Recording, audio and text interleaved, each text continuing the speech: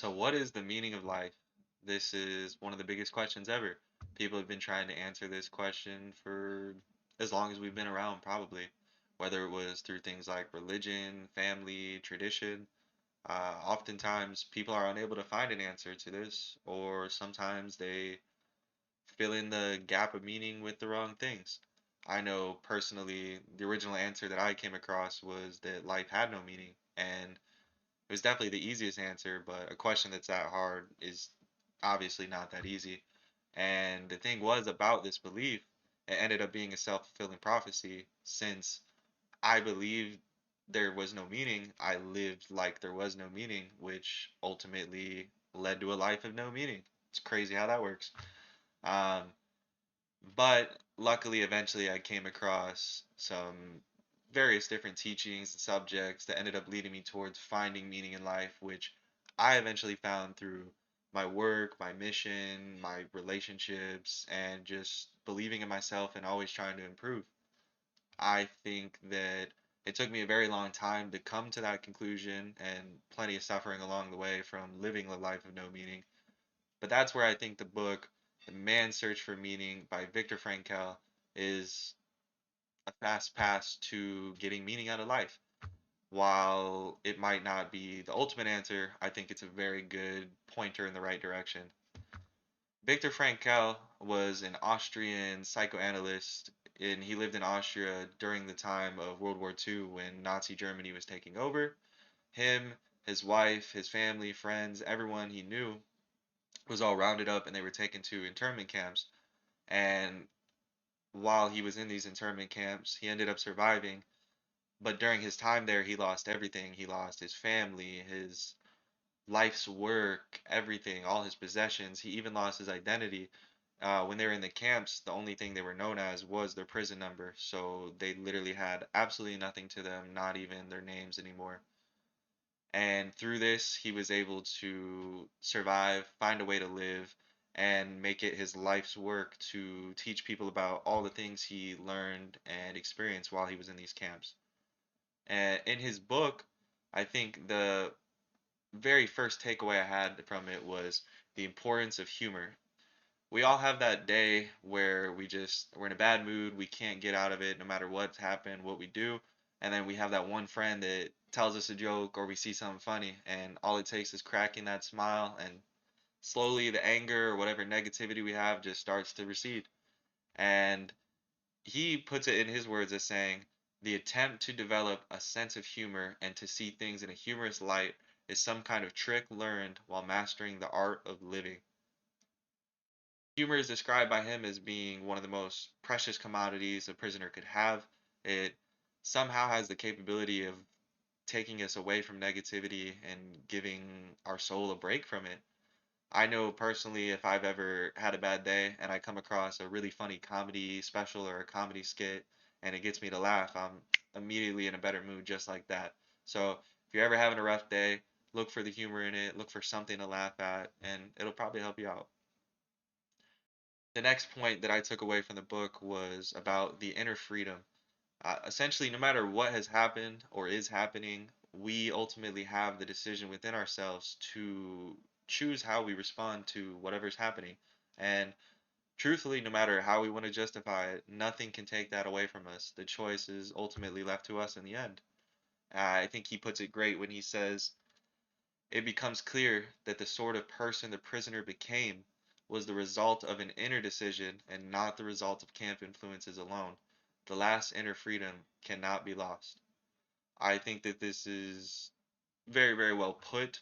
No matter how bad something is, again, the choice comes down to you. If you come home from having an awful day at work and you're just really, really mean to your partner and you put all that negativity on them, that's not the best decision, and it is your choice. The other option, the better alternative, would be give your partner the biggest hug, embrace them, and through love, overcome whatever bitterness or negativity you have affecting you that day. When we begin to recognize that we are above our circumstances and ultimately the way we choose to react to them defines our lives, that's when we start to harness the power of this inner freedom. Which leads to his next point about acceptance, which is essentially the key to this inner freedom. Acceptance is extremely hard to deal with. Trust me, I know personally. It's something I was stuck on at one point. It can be really, really uncomfortable, and it's not easy. The way he puts it is the way in which a man accepts his fate and all the suffering it entails gives him ample opportunity, even under the most difficult of circumstances, to add a deeper meaning to his life. The conditions of him being in camp taught him this perfectly. No matter how bad it was, the ability to have meaning, to just accept what was happening to them, really, that was what came down to making or breaking someone. It's definitely not easy, but the key to our inner freedom lies within accepting things. To accept, we have to risk heartbreak if we want to love someone fully. We have to accept we might fail no matter how hard we try. I think that once you master acceptance, the true meaning of life is yours to behold, and you don't have to, it's not dependent anymore on the external influences of anything. I think my favorite point of the entire book was he who has a why has a how, because it can be really, really hard to endure anything, right? And especially if you don't have a tomorrow in mind, if something really bad's going on, trying to get through it is just tough. You just don't see a light at the end of the tunnel, essentially. And in his words, he put it as, he who has a why to live for can bear with almost any how. And he saw this very, very clearly while he was in the camp. Sometimes the difference between someone surviving and someone dying was if they had a reason to live for. As soon as they lost the reason to live for, they no longer had hope, and it was became pretty clear when someone was going to die if they lost this how and they no longer had hope.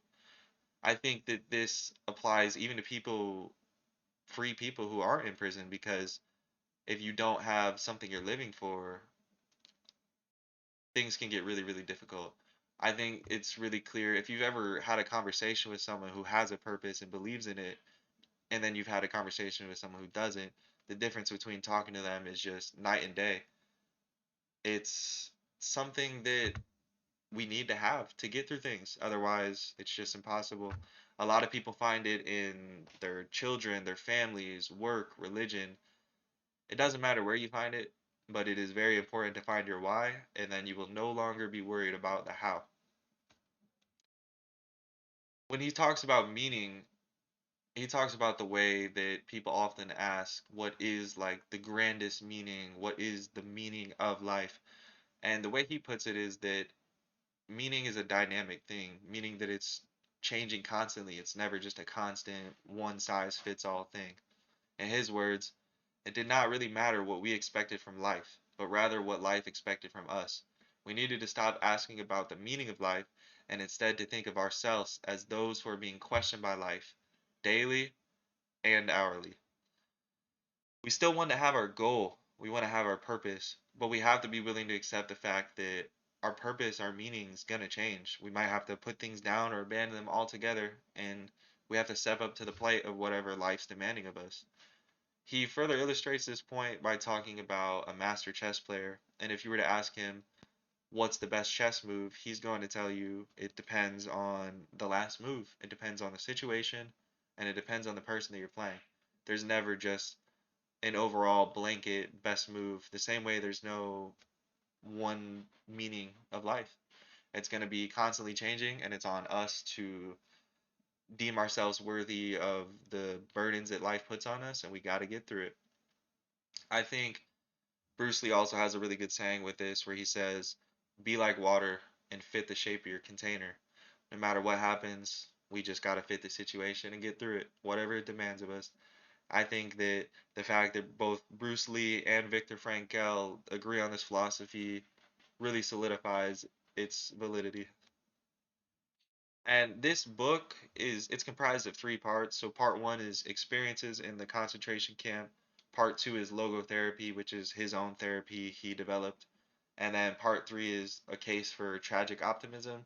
The book's pretty long, and I didn't want to put all of it just into one topic. Maybe I'll talk about the other parts in another video. But there were two other takeaways that I wanted to include that related to the rest of everything that I talked about, and they were in different parts of the book.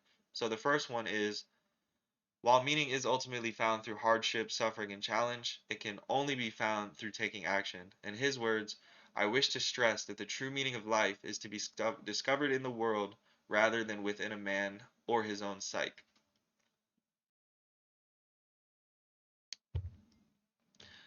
In other words, you can't just be a thinker, somebody who sits in the room calculating everything and then think that you just have the meaning of life, because that's not the way it works. You have to get out there, you have to experience the full scope, everything life has to offer, ups, downs, good, bad. And then, and only then, can you take your guess at the meaning of life, and you'll probably be wrong. The second point is that he often references his patients through his therapeutic practices, and these people were from the 50s, the 1950s, and they're coming to him with similar problems that we're having today, talking about what's the meaning of life. They feel emptiness, they feel hollow, they don't understand what to do. And I just think it draws to the point of we're dealing with the same stuff now. Humanity's always been dealing with the same crisis of meaning and will probably always will be. But he brings really good points to address the meaning problem. And I just think seeing the relatability of people from almost 100 years ago is a good thing to keep in mind. So overall, I think that his book provides a very, very good perspective of how to look at the meaning of life. Obviously, it's not 100% the truth, and he doesn't claim it to be, but his experiences from the lowest points of life in internment camp and things he witnessed, the things he experienced, and the things he took from it, I think are extremely valuable insights, and we can apply them even to our regular daily lives of non-prisoners. His message is timeless, empowering, and it challenges us to embrace the hardships of life and do our best to get through them, and how we can celebrate that as the meaning itself. So after this, what are you thinking about meaning in life? Let me know in the comment section below. As always, I appreciate you coming through and checking out the content. If you haven't yet, be sure to subscribe. Also, I run a blog called Tyler's Guide to Fulfillment. I write about the exact same things that I talk about in these videos, so be sure to check that out if you're a reader.